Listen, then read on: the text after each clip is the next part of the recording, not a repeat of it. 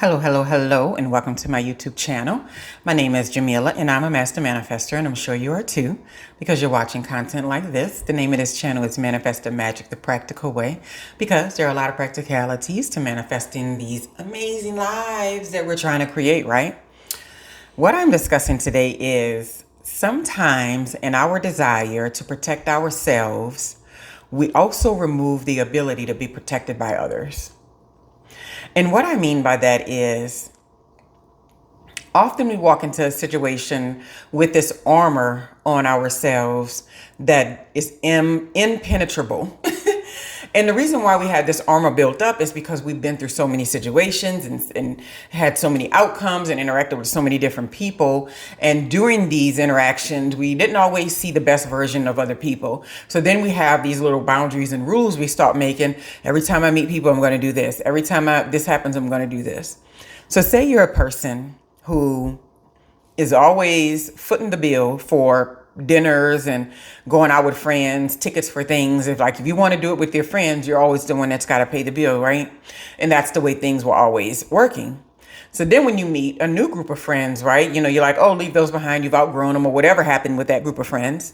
You walk away thinking, I'm never going to be like that again. I'm never going to be this person that's giving, and nobody's giving anything in return. And they're having this attitude like, I owe them something. I'm never going to be that person in that position again. So then you meet this new group of people, right? But you're evolving outside of the type of friends that you used to have. You're evolving into a new space. But you haven't caught up with what the universe is starting to deliver to you already, right? So you meet this new group of people and you start hanging with them. And then the bill comes around for the first time you go out to eat or whatever or something like that, right? And your first thing you do is just like, can you separate all the checks or whatever? You do that whole, tacky thing that a lot of people don't like, she had the oatmeal and the... and the potato. This one over here had the fries and the onion rings. This one over here, these people are eating some gross stuff. This one over here had the gumbo and the pork chops, whatever people are eating, right? And you make sure that your bill and you only pay for what you have in that moment. What does that do in that group of people who are not those type of vouchers, who are not those type of users, who are not people who are trying to take or grab something from you, right? What are you creating in that situation? What you're doing is creating a situation to where you've put up so much boundaries, you put up so much of a brick wall, I'll say, that you can't even let in any positive things either. Because how do you know in 2 more seconds someone wasn't going to say, oh no, I'll just take the check, I'll do. But in your haste to make sure that you were not manipulated to some degree, that you were not giving too much to some degree, or people were not being able to take advantage of you to some degree, you decide, I'm going to jump in front of this. But then you start cutting yourself off from the blessings that you could possibly receive from those environments and through those groups, right? And I completely understand this. I was a person that did that, but I found out it wasn't really a positive thing. It was an unworthiness thing that I was doing often when I would go out to eat with people and have dinner and lunches. And I would always feel like I should pay for it. And a lot of people will let you do this a lot, right? I'm not big on that. I feel like if somebody's visiting, they come into town and all that kind of stuff, then, you should, pay the bill, treat them to something, give them something or whatever. I don't have to have people pay for things for me. It's just not something that's necessary for me. But it's very nice when I'm somewhere and someone says, hey, it's nice or not. I don't know. I feel abundant either way. It's not a big deal either way. I never really think about, someone giving me something free or someone giving me something that I always think it's beautiful that people see me in that way, that they want to share and do fun things for me or something like that. But it's not a requirement of any sort. But I've always found with people where it was a requirement, or they put too much attention and focus in that area, they would always find themselves on the short end of the stick when it came to friendships and doing things for people and whether or not it was being reciprocated, right? And so I've had people approach me like that, like they've had a bad experience in the past when it came to finances or something. And then they meet me and then they start saying, well, this is what I need to make this right. This is what I need to make sure that we're both on the same page. This is what I need to make sure we both have the same skin in the game, or whatever that silly term is, these sort of things. And I'm like, man, you got to know when you're in front of the right people who are capable of creating abundance, or who are very comfortable with sharing their abundance with you. But if you show this negative energy, like, I don't share anything with anybody because in the past it's burned me every single time, then that just lets me know that you're not in charge of you. You're not in charge of your own desire to give, right?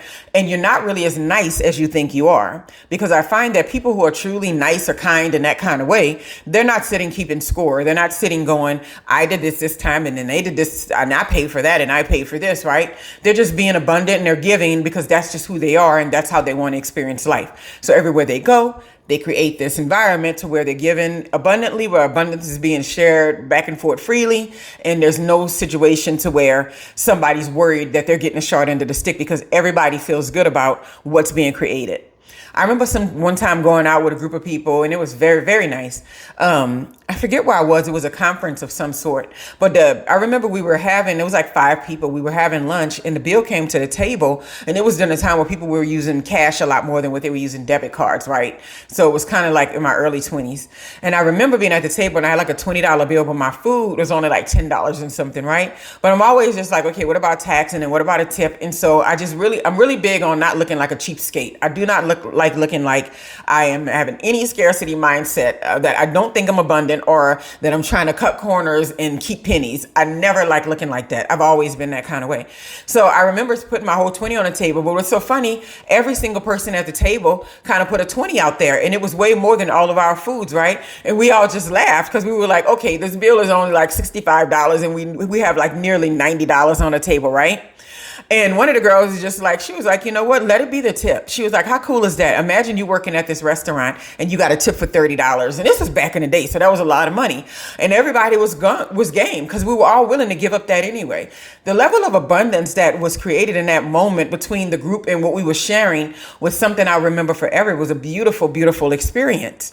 And it was because nobody was worrying about getting taken advantage. Nobody was worried about not paying for something or trying to cut corners or keep pennies or trying to make someone else pull out their credit card for them. Nobody was worrying about that. We were all just worrying about or thinking, what can I give? What can I share? And it was a very beautiful communal act of abundance. And of course, that waitress was she was like, y'all don't know how much this did for me today. And you don't even know, it's just $30 to us. And now split back between us, it would be $5 each. It's like $5. We'll spend that, lose that in the next moment. But collectively together, that going to this one person, she said it completely changed her day and her night, right? So we have to just keep that in mind, that sometimes when we make such tight requests or such tight demands as it relates to finances, or we're so big on everybody putting in their portion and this is my portion, your portion is 3,000, my portion is this 1,000, and everybody got to do their portion. It really cuts you off because abundance is not flowing. And then the people that you're dealing with who do have abundant energy, their abundance is not flowing towards you in that way because you've created this wall to where there's no longer this free flowing of energy from one person to the next, right? And I would love to say that these sort of things don't make a difference, but it really, really does, because depending on who you're interacting with and where you're going, a lot of people will notice really quickly if you're not a person that sees yourself as abundant, that sees yourself as someone who's giving or supportive, and you're acting like more of a bit of a taker, and you'll leave a bad taste in their mouth. And then you'll wonder why next time they come in town or whatever, they don't come look you up. They don't look you up because you let them pay the whole bill. Don't let nobody pay the whole bill. If a bill is really big, don't let people pay the whole bill, right? And okay, this gets really sticky if you're out on dates or something like that, because I've been on double dates with people and I've been with the person who didn't share. And I'm sitting there as a woman thinking, well, it wouldn't be good for me to reach in my purse and pull out my credit card because, okay, that's some kind of emasculating. I'll let the men deal with this. But a part of me was just like, that bill is really high. Why aren't you telling them that, hey, let me take care of some of that bill, right? Because just the community of being able to share and give back and forth is an amazing thing, right? And sometimes we have our little areas where we want to share, and then other areas where we're nitpicking and what we're getting. But I think the universe is always paying attention. And if we ever put that energy out there in the universe that we don't believe that we're abundant, that we do believe that we need to scrape every penny or act like, somebody's always trying to get over on us, or act like we're not in charge of our own level of giving, then that same attitude and energy comes right back to us, right? Some of us know we should be at higher levels when it comes to our financial abundance. We know that we should be creating more, but we're like, what's holding us up? What's often holding us up is our ability to give freely without expecting anything in return. And that's something that I know I had to work on and doing it in the right spirit, because I could give freely all the time when I was younger, but it wasn't in the right spirit. A lot of times it wasn't, I just want to give because I don't want people to think that I don't have it. I want to give because I don't want people to think that I'm a taker. I want to give because I don't want to seem like I'm broke. It was always something else behind it. Now it's just, I give because I'm sitting here and I have it. And why not share the abundance, right? It's like I find something or somewhere or some place to give something to on a regular basis all the time. And whether that's to people on the street, a lot of people don't like giving money to vagabonds. I don't care. I do it all the time because it's not my business what they do with it, right?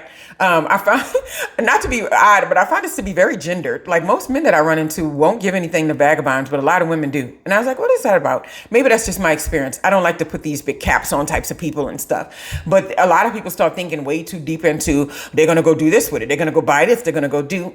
Well, think of your money as the money that they're going to go buy the food with. And think of the other people's money as the money they're going to go buy the drugs or alcohol with, whatever.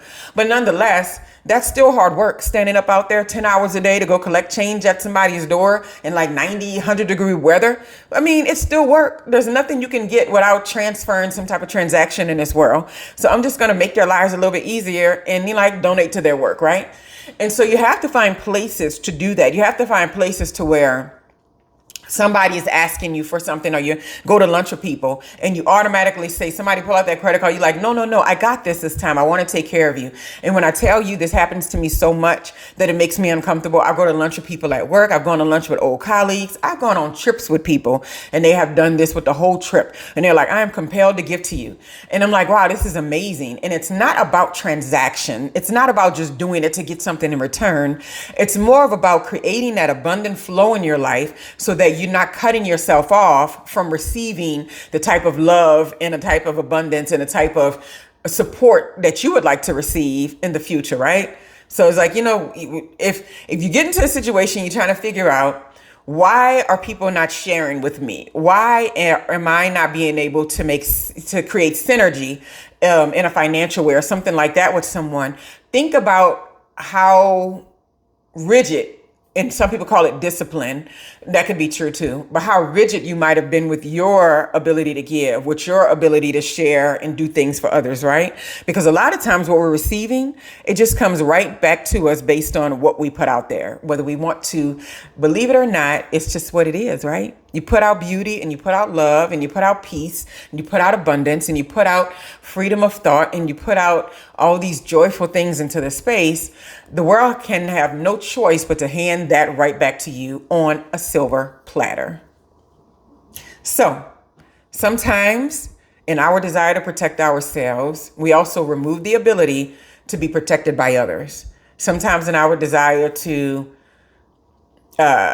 keep things for ourselves or whatever like that, we also remove the ability for other people to give things freely to us, right? So we have to think about, where are we creating these discrepancies in our lives and how can we address them and improve it so that we can have abundance flowing from every angle of our space and we don't have these brick walls up where we're not able to give and receive with other people.